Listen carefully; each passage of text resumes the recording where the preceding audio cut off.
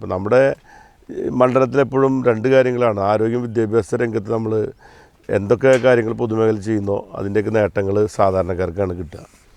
അങ്ങനെയാണ് തൃശ്ശൂർ ജില്ലാ ആശുപത്രിയിൽ കാത്ത് ലാബ് സ്ഥാപിക്കുമെന്ന് പറഞ്ഞിരുന്നു.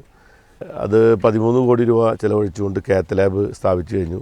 ഇപ്പോൾ എൻജിയോപ്ലാസ്റ്റി എല്ലാം തൃശ്ശൂർ ജില്ലാ ആശുപത്രി ചെയ്യാവുന്ന കാർഡിയോളജി ഡിപ്പാർട്ട്മെൻറ്റ് അവിടെ നിലവിൽ വന്നതോടുകൂടി ആയിരക്കണക്കിന് എൻജിയോപ്ലാസ്റ്റികൾ ഇപ്പോൾ അവിടെ നടന്നുകൊണ്ടിരിക്കുന്നുണ്ട്.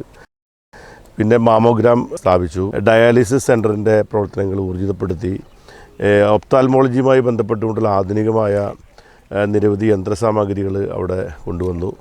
പ്രസവ വാർഡ്, പ്രൈവറ്റ് ഹോസ്പിറ്റലിൽ പോലും ഇല്ലാത്ത സൗകര്യങ്ങളോട് കൂടിയുള്ള പ്രസവ വാർഡും പിന്നെ ഓപ്പറേഷൻ തിയേറ്റർ, ഗൈനക്ക് ആയിട്ട് ബന്ധപ്പെട്ടുള്ള എല്ലാ എക്യുപ്മെൻറ്റ്സും നമ്മളവിടെ കൊടുത്തു.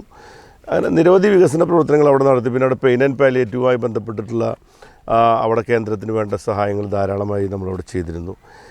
വിമൺ ആൻഡ് ചിൽഡ്രൻ ഹോസ്പിറ്റൽ അതിനുവേണ്ടി മാത്രമായി. ഇപ്പോൾ എനിക്ക് തോന്നുന്നു ഞാനവിടെ MLA ആയിട്ട് വരുമ്പോൾ വളരെ കുറച്ച് പ്രസവങ്ങളെ നടന്നിരുന്നുള്ളൂ. ഇപ്പോൾ 100 കണക്കിന് പ്രസവങ്ങൾ അവിടെ ജില്ലാ ആശുപത്രിയിൽ സാധാരണക്കാർ വന്നും അത്യാവശ്യം പൈസ ഉള്ളവരടക്കം അവിടെ വന്നാണ് ചെയ്യുന്നത്. പ്രസവത്തിന് വേണ്ടി വരുന്ന സ്ഥലമായിട്ട് അല്ലെങ്കിൽ അതിനുള്ളൊരു സൗകര്യമുള്ള സ്ഥലമായിട്ട് അത് മാറിയിട്ടുണ്ട്. പിന്നെ അവിടെ വിമൺ ആൻഡ് ചിൽഡ്രൻ വാർഡിൻ്റെ നിർമ്മാണം പൂർത്തീകരിച്ചതിൻ്റെ ഇലക്ട്രിക്കൽ വർക്ക് അതിന് വേണ്ടി കാത്തിരിക്കുകയാണ്.